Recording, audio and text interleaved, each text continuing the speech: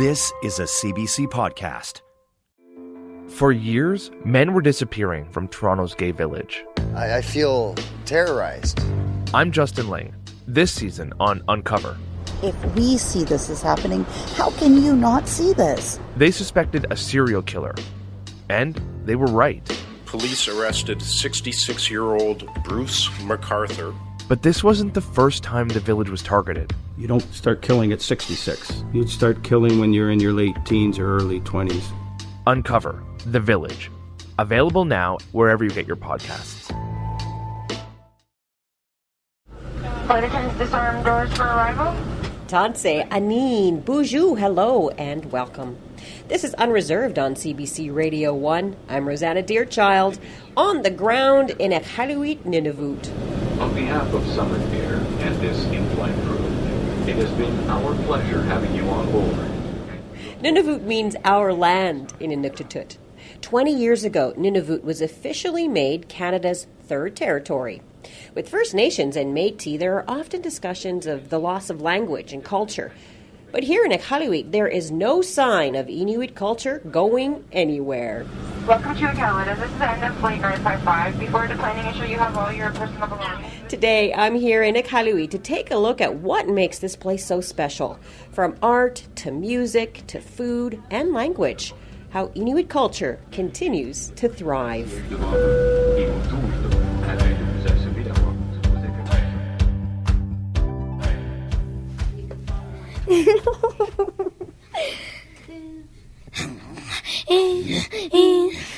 We keep going on the same one.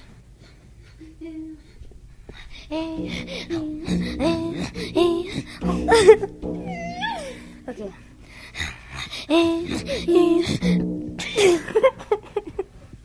That's the sound of Tessa Armstrong and Gina Vivi practicing their throat singing.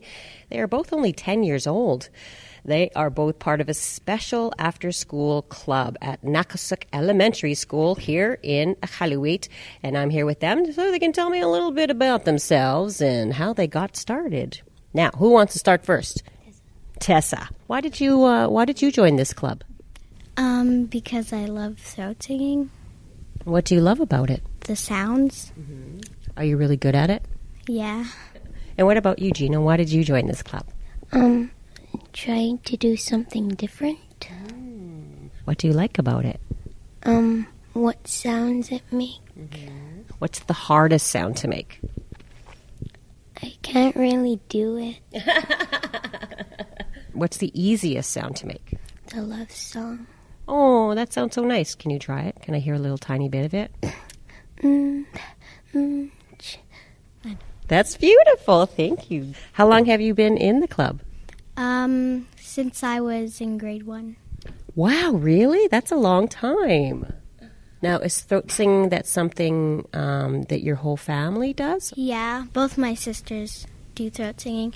And my older sister, she's in a CD. And she used to be in the same club when she was younger. Are you going to make a CD someday? Yeah. Can you teach me a little bit of throat singing?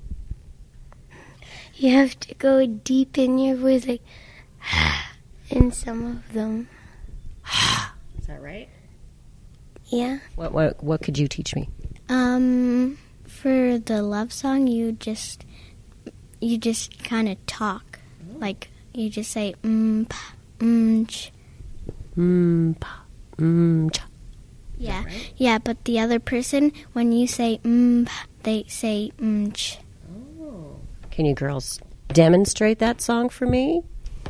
Okay.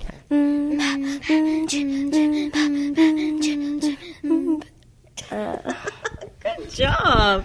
Thank you. Gosh, that was amazing. Thank you, girls. You're singing, but not really using words. You're using your throat and your voice box to make the sounds.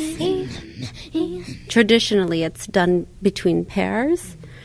Way long ago back then when the men went out hunting, the women stayed behind and tended the camp, and to pass time they would throat sing, and It is a friendly competition, and when you're throat singing, you're trying to outdo your partner, and whoever starts laughing is the loser because they stopped first. It can get pretty competitive.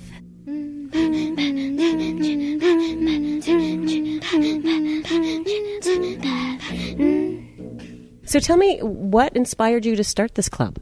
So I did my teaching practicum here for 4 months, and out on the playground, I heard a bunch of girls playing around and throat singing, and I thought, this is what these girls should be learning and doing. And when I got a job here, I then thought I could provide that space and to be able to teach more girls how to throat sing and expand and build on their skills. How long have you been throat singing? I started to learn about 10 years ago. When I was growing up, throat singing wasn't as prevalent as it is today. And it wasn't until I was a teenager that I started to hear throat singing and seeing people perform, and I thought it was, whoa, it's so cool, like it must be so hard. And it wasn't until I was in my early 20s that I tried to learn to throat sing and doing performances later. It gives you a sense of where you come from, who you are, and where our ancestors. And it's something we need to make sure that our kids know and not forget, especially when these were things that were suppressed due to colonization. And in fact, it was outlawed, right? Yeah. Throat singing and drum dancing were considered the devil's work by the missionaries in the early 1900s, late 1800s. That I've heard stories that it went underground and people stopped it, almost lost it. Now it's making a really big comeback. Well, thank you all for spending some time with me today. Thank you.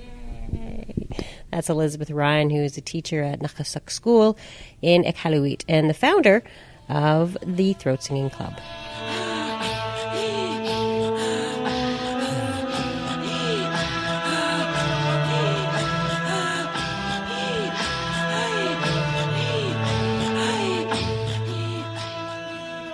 This is Unreserved on CBC Radio 1, Sirius XM 169, and Native Voice 1. I'm Rosanna Deerchild, coming at you from Iqaluit, Nunavut. There's a soup kitchen in the heart of Iqaluit that offers so much more than just regular old soup. They offer healthy meals, and on special occasions, traditional foods or country foods are on the menu. One of our challenges has been to sort of destigmatize the place, and that's why we've really worked hard to get people to try to stop calling us a soup kitchen, even though that's what everybody knows us as, because that's sort of a term that's laden with a lot of negative connotation. And, we really want to make this space as welcoming as possible and not make it seem like it's a place of poverty, that it's just a place for people to see familiar faces. Mm-hmm. And, it's a great place to just be nourished and learn about food and be happy. That's coming up.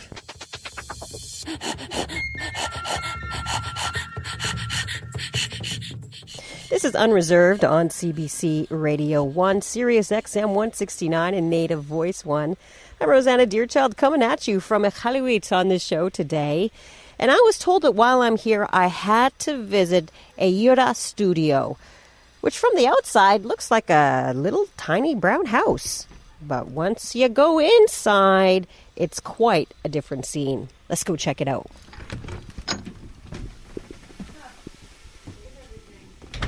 Inside, I'm surrounded by gorgeous silver jewelry, from rings to necklaces to earrings and even cool-looking silver sunglasses. We're inside the workshop of Matthew Nkingak. That's the studio owner. And if you want to see some of this beautiful work, head to our website at cbc.ca/unreserved. Now, Matthew is a celebrated silversmith and was named to the Order of Canada in 2017. He's also the president of the Inuit Art Foundation. Thanks for having us over, Matthew. Thank you very much. So you're well known for the silver work that you do. How did you start working with silver? About 20 years ago, I went to The craft fair, they were having a ornament sale, the college students, and I saw some work, the silver work for the first time, and I fell in love with them. You know, it was something totally different than what I have seen in Sears or Northmart or one of those stores that carry jewelry. And they were totally different. They had stories in them, and they, you know, something that I was familiar with. So I fell in love with it, and I took all the evening courses, and until I thought maybe if I teach kindergarten, because I was a teacher then, if I teach kindergarten, I can go to jewelry half-time. And I thought, okay, I'll teach during the day and make jewelry in the evening. Of course, that didn't happen. You know, by the evening comes, you're too tired. There's no energy to create anything. So I said, I'm not going to teach.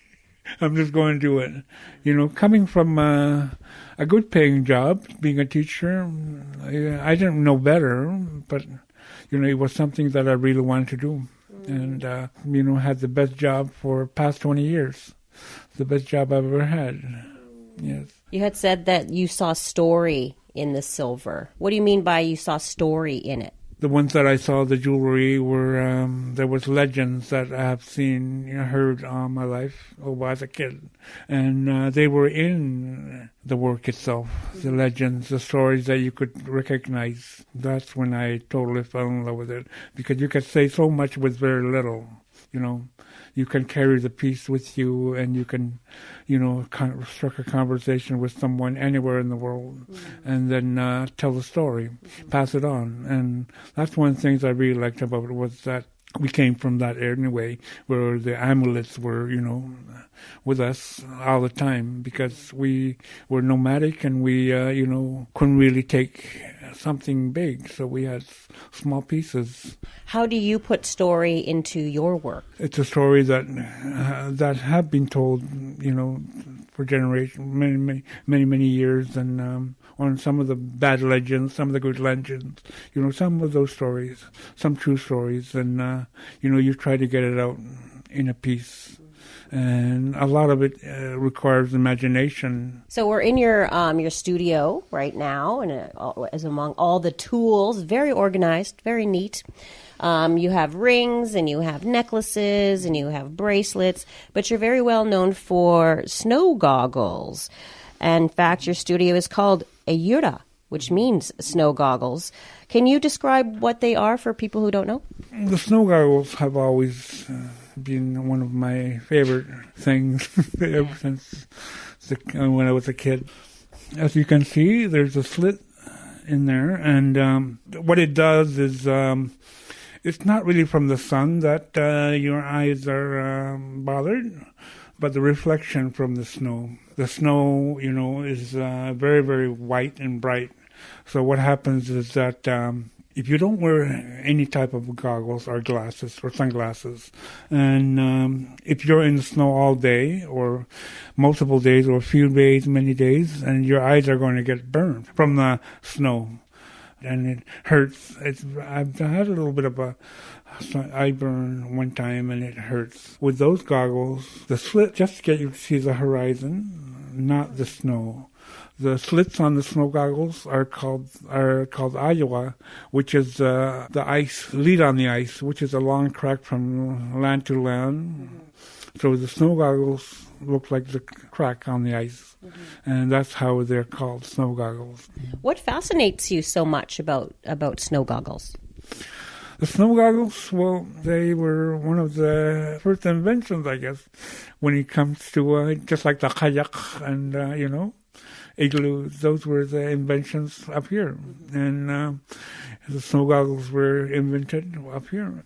Yeah, it was originally came from where we are, but I also want to create something that will, you know, showcase it in different mediums. You know, it's something, you know, a vision. It's about vision, I guess. Thinking towards the future and having ideas and having, you know, something for the future. Yeah. And yet still from the past. Yes, also coming from the past. Yeah. Yes. I understand that your snow goggles are worn by royalty. In 2017, Prince Charles, when he visited Iqaluit, came and was gifted a pair of your snow goggles How did that feel having a prince wear your goggles? It was pretty cool, I think. So I asked Prince Charles' wife to try on the goggles, and then there was so much clicking behind me, like all the cameras. It was like paparazzi, so many paparazzis, and the flashes were going up. And I had my little camera, the smallest camera I can get, with the smallest, shortest lens, and I was right here photographing him across, and I had some great photos of him. Now, you're also the president of the Inuit Arts Foundation for artists here in Iqaluit and all of Nunavut. Can you tell me what the foundation does? Yeah, Inuit Art Foundation has been in existence for about 30 years. When I was becoming an artist, I wanted to make sure that we had organizations. We as artists, we need to take care of ourselves. We need to get involved.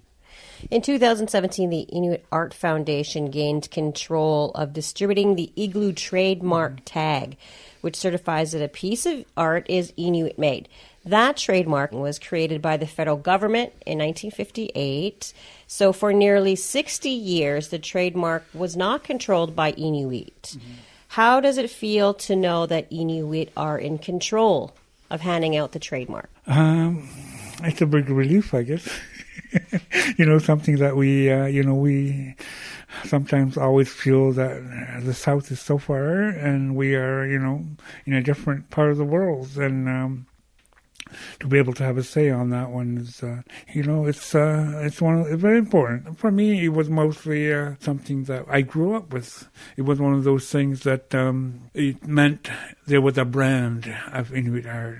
When I saw the Iqaluit tag, and when my father would carve, or my mother, and they had these tags, Iqaluit tags on them, and it was quite special seeing the Iqaluit tag in some galleries. That there was Inuit art in there. It was important for a lot of artists. Why is it important, do you think, that Inuit control that? It's one of those things. If we don't control it, if it's controlled somewhere else, then we don't really have it's not going to work the way we want it to work. Now, I wonder if you could give me a quick tour of your studio so people know what it looks like. Where are we sitting right now? We're sitting on my bench. You're sitting on your bench. Yes, yeah. It's everything is recycled here. All the chairs have the government stickers on them. They were from the dump.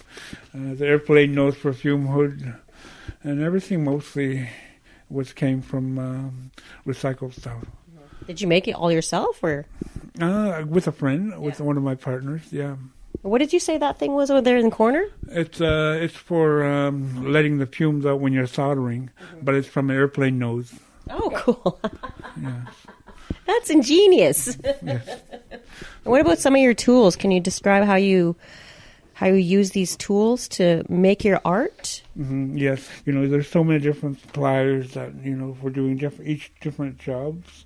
There's files in the files. That's a lot of files. Files of files. It's a file cabinet. Yeah. Sanders, everything. There's so many tools that we use. And what about this? Take me to your jewelry cabinet over here. Describe some of the pieces in here for me, could you? Yes. This one, the most famous one, I think. Oh, famous. It's called the Foxy Lady. It's a woman, traditional Inuit doll. And they would have been out of ivory as amulets. And this is a woman you can see in the shape. And some people see harpoon. And then, of course, there's lots of snow goggles in there. Lately, I've been doing these huge earrings. The shape is the oil lamp. So these ones just came back from Paris Fashion Week. Finally did them in the copper also, which I really love. So these would be the oil lamps that Inuit used to... Called the kullak. Say that again? Kullak. Yes. Oil lamp. Something that we use often here when we have no fuel, so we warm our studio up with it. This is my favorite piece here. This necklace and these earrings. Where are they? Oh, here they are. Tell me about these. Those ones, Antlers. A friend of mine that I worked with, Paul Maliki, we did a collaboration piece one time a few years ago, and he's amazing carver of caribou. So he asked me a long time ago, maybe 97, 98, in Inuit to create antlers for the caribou he was doing. So we worked on together some antlers, 3 days non-sleep, and we created some silver antlers, big ones, and 3 of them. So I continued on making them into earrings. Thanks, Matthew, for showing me around your studio. Thank you very much. Matthew Nukingak is the owner of a Yara studio where he makes silver jewelry. He's also the president of the Inuit Arts Foundation, an organization which helps promote and protect Inuit artists. To check out photos of Matthew's art and his space, visit our website, cbc.ca/unreserved.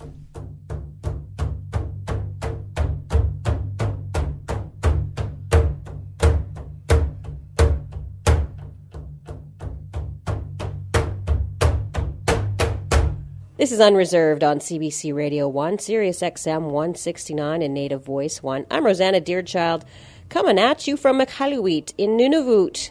Now, a little known fact about me, I used to work in daily news on TV. That's right. I was a reporter and the sometimes anchor of a national news program, and so I know how challenging it can be.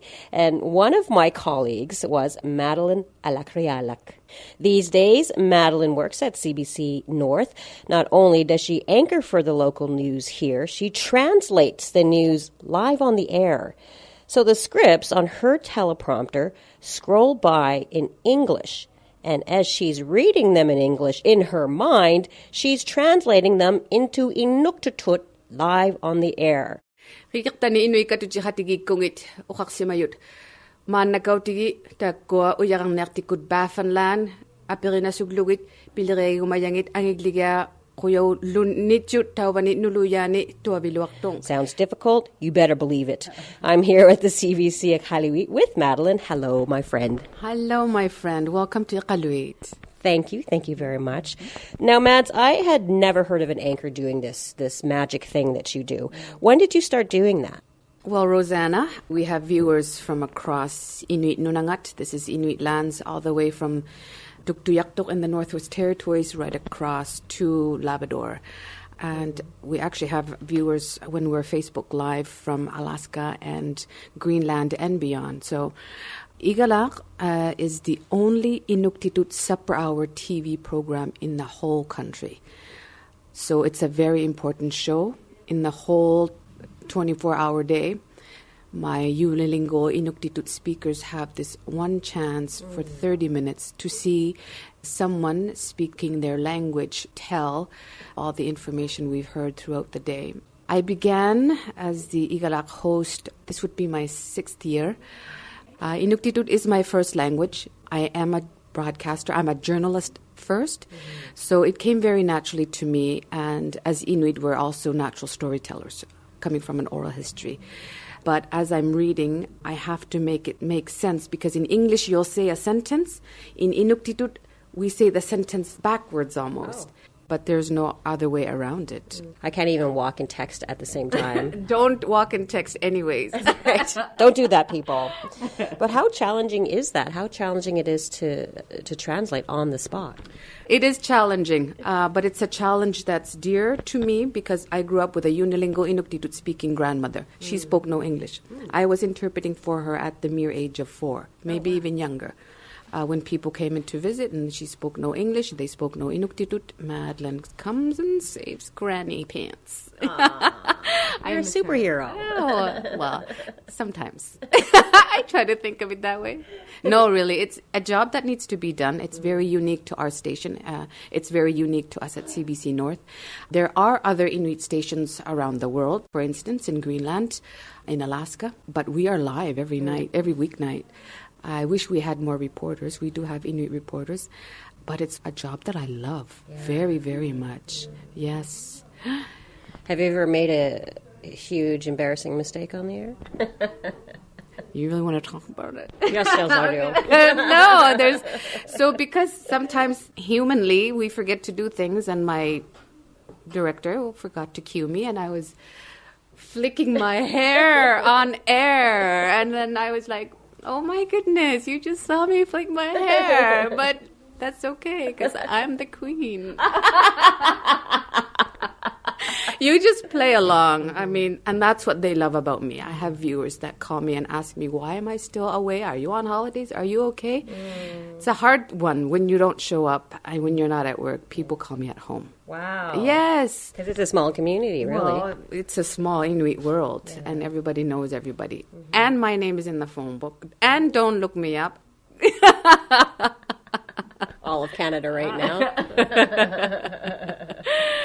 Now, earlier you had said that sometimes you have problems translating because there's, it's difficult to translate certain words. Is there certain English words that can't be translated into Inuktitut? There's a lot of emotions that Inuit use that also cannot be translated into English. Inuktitut is so particular. Words for everything we use. In English, you play around with words. In Inuktitut, we cannot. Mm-hmm. We're to the point, specific. I'm not just reading the news, I'm storytelling the news. Huh. But yeah, there are some English words that are not translatable. In that case, I just say the word in English, and I have to explain what is it and why they use that word. Yeah. Why do you think it's important that you preserve the Inuktitut language? Because it's connected to our environment. Mm. It's connected to who we are as human beings on this earth. It's connected to the stories of our ancestors, my grandmother's stories, the elder stories, because they're not documented in written format. Mm-hmm. So if we lose these stories, then what do we have? Inuit had laws, and we have to bring those laws back into our lives. And I think that the door has been opened slightly to allow for us to regain our self-confidence, our self-determination, the reasons for wanting the territory, for reasons wanting to govern ourselves. It's been sidetracked in the 20 years that we've had Nunavut. Mm-hmm. Also keeping in mind that we're a very kind people. We're very welcoming people, and I like to be a part of that every day with my viewers, to remind them that, yes, there are all these awful things happening in the world, happening in our country, but don't forget who we are. Mm-hmm. We are these amazing human beings that have survived the harshest environments and went through awful relocations, disturbing residential school experiences, and look where we are today. We're still smiling at each other because it's important. Yeah, it's so wonderful. It's so beautiful here. I'm so grateful to have come to visit. Mm-hmm. Me too. I mean, I'm so glad you're here. The more we can showcase all the different cultures just within our own Canada, it's beautiful.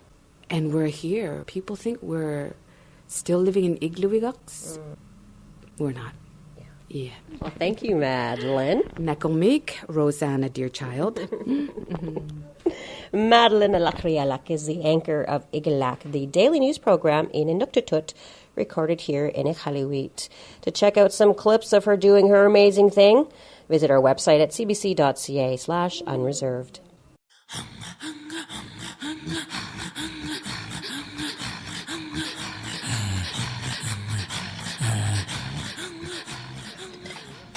This is Unreserved on CBC Radio 1, Sirius XM 169, and Native Voice 1. I'm Rosanna Deerchild, coming at you from Iqaluit. All this walking around has got me starving. It's time for some food. The Iqaluit Food Center is in the heart of Iqaluit. It's a soup kitchen, but so much more than soup. Every day they serve meals to about 80 people or so, and with a school and businesses nearby, it's a gathering place for people to enjoy a meal and catch up with each other. I'm joined by Wade Thorhog, who is the executive director of the center. Thanks for having us. Now, the name of the center, Iqaluit, actually means place to get soup in Inuktitut. But what else happens here besides soup? So we do a meal 7 days a week, which you know already. We also do a pre-employment training program, which is full-time, and the goal of that program is to get people into the food services, into full-time employment. On top of that, we also run an after-school cooking program for kids, and we're hoping to do things like community kitchens, which is just really an informal gathering around food. Now, when you walk into this place, it's got quite the community feel. Who comes here? Well, it's obviously a wide range of people. We have no criteria for accessing our services. For our lunch program, it's basically whoever walks in the door. One of our challenges has been to sort of destigmatize the place, and that's why we've really worked hard to get people to try to stop calling us a soup kitchen, even though that's what everybody knows us as, because that's sort of a term that's laden with a lot of negative connotation. And, we really want to make this space as welcoming as possible and not make it seem like it's a place of poverty, that it's just a place for people to see familiar faces. And, it's a great place to just be nourished and learn about food and be happy. Mm-hmm. You mentioned food security earlier, and we've often in the South hear about the high prices of food in the North. Can you give us a snapshot, a picture of what that means? So the food security situation here, the big thing is that the food prices are on average 2 or 3 times what they would be in the South. But on top of that, there's limited access to traditional sources of food, and this proportion of country food that people eat in their daily lives seems to be decreasing with every generation. Not only is food expensive, but it's also not always culturally appropriate. And so one of our challenges is not just learn to work around this really harsh food environment, but also to try to facilitate access to the land and try as best as we can to renew these regional sources of food, because really there's no shortage of ring seals out in the bay. It's just it's a shortage of capacity to be able to harvest them. Now, walking around the community, you see a lot. It seems to be growing. So are places like this needed more and more, you think? I know that we only touch a small portion of the population that is food insecure, and there's a number of reasons for that. I've heard things like, there's people that would love to be able to come here, but they don't want to be seen as poor, or people that just don't have the physical means, or it could be a distance issue. But there could be more services like this, but in the end, when it comes to provision of food access, we need to look at other structural issues that need to be resolved more so than just rely on institutions that provide food. What do you mean by that? So, for example, one of the things we need to make sure is that people have a minimum income here, because that's the single greatest contributor to food insecurity is basically people's personal income. But also here we have a especially dire housing situation. So even when you're in a situation where you work full-time and you're able to provide for yourself and maybe even your family, you might not have the means to provide for your extended family, which also live in the same house as you. So we have places where, there's 10 or 20 people living in a house and there's only a handful of people that are earning a wage, right? So it's a multi-layered problem. Where should we start with solutions? Well, I think the biggest thing is just to push our elected representatives to start funding, start building houses. On top of that, we need to do something to revitalize the local food culture, because there could very well be a sustainable Nunavut food industry. However, it receives no support from anywhere. Like in the South, you would have farmers that for generations have received subsidies for what they do just to make it sustainable. And here, hunters receive nothing of the sort. And so when you come to work every day and you see people being nourished, not just with food in their bellies, but making them feel like a part of a community, that they're important, how does that feel for you? It's great. Like the vibe here during a lunch hour is always really positive. We have, for example, one person that comes every day, and after he eats, he plays the piano. And he's a really wonderful piano player. And that really adds to I can't even think of any restaurants in town that would have that sort of positive vibe to them. And also earlier you mentioned that you teach people how to cook. Why do you do that? I think that one of the effects of colonialism has created this environment where not only do we have limited access to local food sources, but sort of the food culture that exists here is really a relic of 1960s, white settler Canadian food culture. And, we're trying to make it so that people can explore the more positive aspects of food. And so one of it is just, navigating the food environment that exists. And I mean, most people know how the richness and the value of country foods. But when those are in short supply, we want people to know that there's value in food that's flown up from the south as well. Mm-hmm. And country foods are what? So country foods would be in this area. We're talking about Arctic char, ring seals, narwhals, beluga. Last summer we hunted a bowhead whale here. There's things like polar bears, even ptarmigans, geese. Oh, we had somebody bring a hare in the other day. Mm-hmm. Yeah, basically meat from the land, basically. Yeah. Well, let's go see what's on the menu today. Would you mind taking me on a tour? Sure. Cool. What's happening here? Right, so Sky, one of our training participants, is writing down the menu for today, which seems to be something with broccoli and cauliflower. I would know this if I spent more time in the kitchen. What's your name? My name is Sky. Hi, Sky. I'm Rosanna. Hello, Rosanna. And this is your menu, I see, for the day. Yes. So the top part says Tungasugitsi, which is syllabics in Inuktitut, because we get a lot of people whose first language is Inuktitut. We want to make sure that the syllabics are included.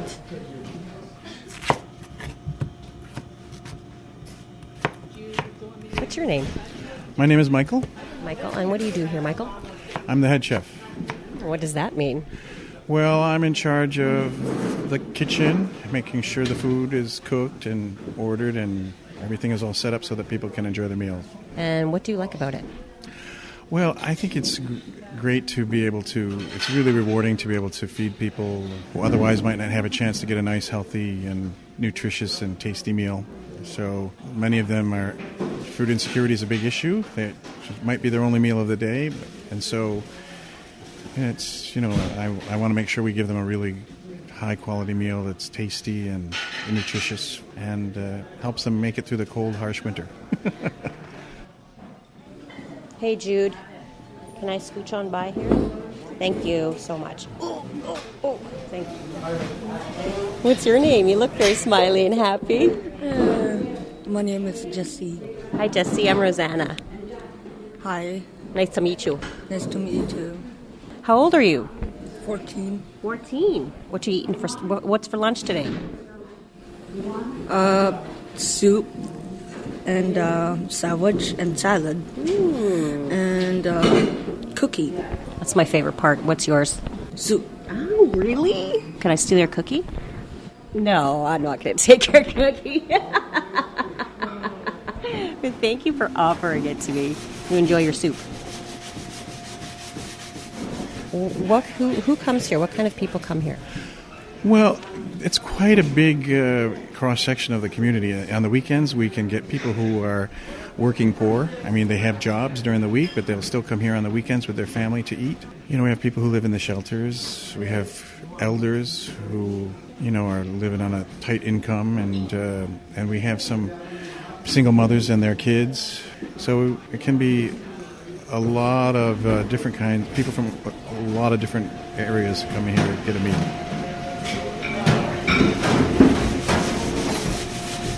Sometimes, I'll volunteer with my father delivering food hampers at Christmas. So this is a good spot to be in.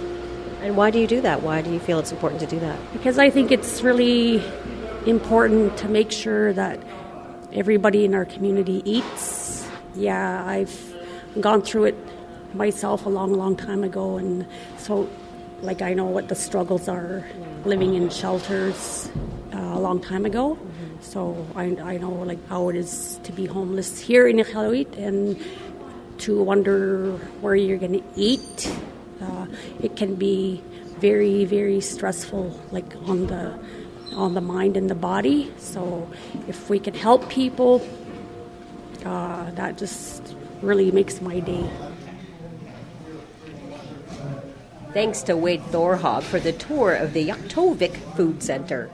To see pictures of the kitchen and some of the friendly faces here, visit our website at cbc.ca/unreserved. When they come to this tournament, it's their only competition of the year. And they are so excited to play. And when they travel together, they take a lot of pride in being from the north. And when they go down there and people start asking a lot of questions, they're quite proud to tell about where they come from. It's hard to beat the kids in the north.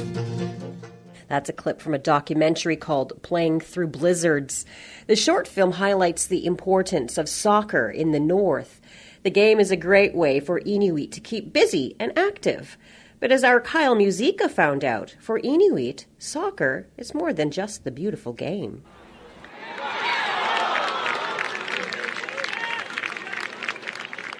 My name is Ruben Kumangapik. I'm an artist, musician, a sculptor, I guess all-around artist. I'm originally from Inlet, Nunavut. It's on Baffin Island. The name that I know is Iqaluit, which meaning kicking the ball. It's a game that we played since time began. And what does that game look like? It's a ball that you kick around out of used clothing. They used to make balls out of them to pass time and to have a good time. And they used to play soccer without goalies or any lines in the way we played it. So they used to be the object of soccer, the way I've heard of it. The rules were to have possession of the ball as much as possible, and they used to travel even like for miles and sometimes 15, sometimes more. So that's how they used to play soccer. So they used to just run down the land and they would kick the ball and then they would chase after it, and it was just sort of like keep away, basically.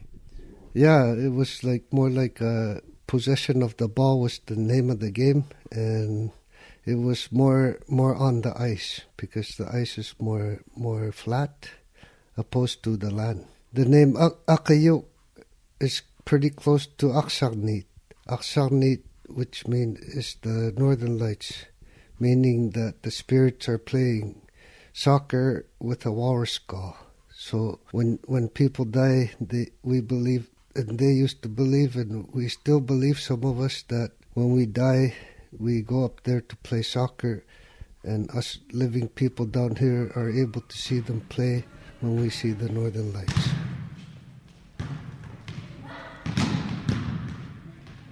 I'm Shauna Kayak.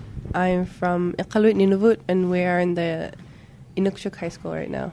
I've played soccer since I was in grade 6, and I graduated in January, so I've been playing soccer ever since. Here we play futsal, and so we don't play outside. It's too cold. But we play in gyms all year round, and so it's like it's like a field, but like it's into like a more. It's like a smaller space. It's 4-on-4 plus a goalie. Here in most communities we have like one high school. So to play other people, we have to have like the communities to fly in, and that costs a lot of money. So we have like the territorials, and that brings everybody together. We don't really get to play with other people only like once a year. Here we play all year, and we train for this one big tournament. It's not really like sports in general really help the youth and to like get their mind off what they might be going through in their home life or like their life in general. Like it gets their mind off that and gets their mind on the court or what sport they love to play. Like it's like an escape. Like it's really good for the youth here.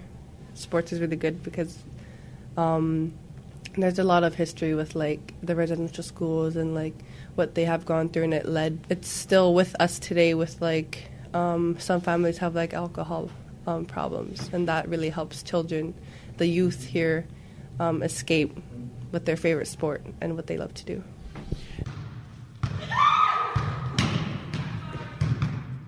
Hi, my name is Isaac Strickland, and I'm from Iqaluit, Nunavut.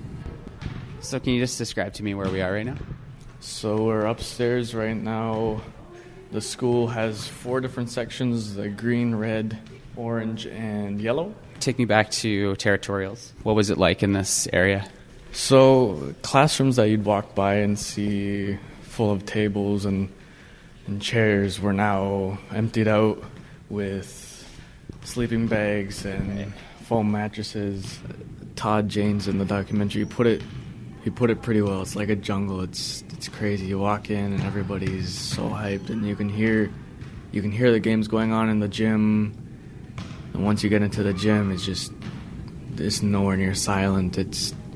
Everyone is screaming, everyone's cheering on, and you just feel the raw energy.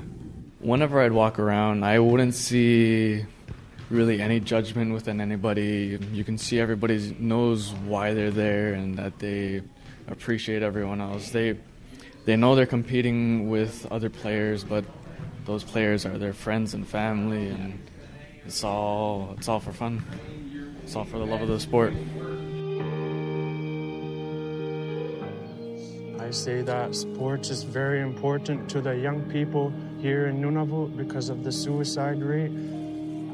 And I lost a lot of friends to suicide, and it's very sad and emotional and hard, but you just gotta get through it and make sure none of your friends do the same.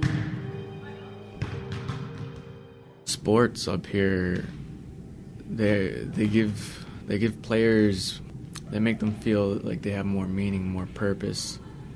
And so that gives you a little idea of how important sports are up in the north. That was Kyle Musica learning about the importance of soccer here in the north. To see the documentary Playing Through Blizzards, head to our website, cbc.ca/unreserved.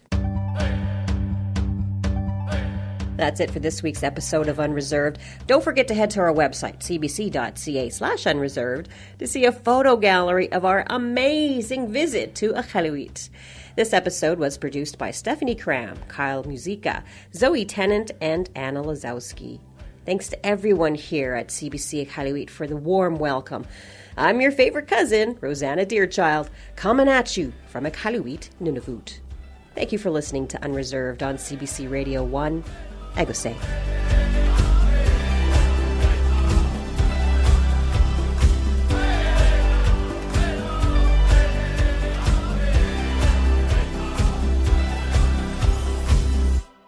For more CBC podcasts, go to cbc.ca/podcasts.